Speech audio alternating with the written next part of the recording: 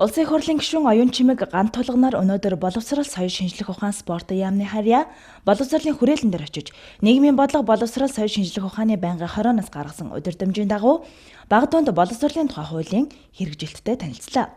Улсын их хурлын гишүүн оюун чимэг сурах бичгийн агуулга хүүхдийн хөгжил өнөөгийн нөхцөл байдалтай уялдах тал дээр хангалтгүй дэлхийн жишгээс хоцрогдож байна гэж тэмдэглээд боловсролын хүрээлэнгийн захирлаас сурах бичгийн стандартыг хангахын тулд юу хийж байгаа талаар нь асууж хариулт авлаа.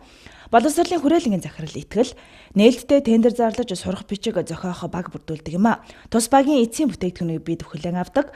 Монгол хүүхдийн хөгжлийг харуулах зорилгоор танин мэдхүй бие билдер нийгэмшлэр тус нарийн судалгаа явуулж хүн төвтэй боловсролын систем бүтээхийг зорж байна хэмээлээ.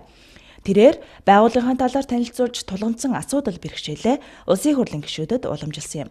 Нийгмийн бодлого боловсрал соёл шинжлэх ухааны байнгын хорооноос томилогдсон ажлын хэсгийн гишүүд холбогдох хуулиудын хэрэгжилттэй танилцж, цаашид авч хэрэгжүүлэх арга хэмжээний талаар санал шийдвэрийн төсөл боловсруулж байнгын хороонд танилцуулах юм а.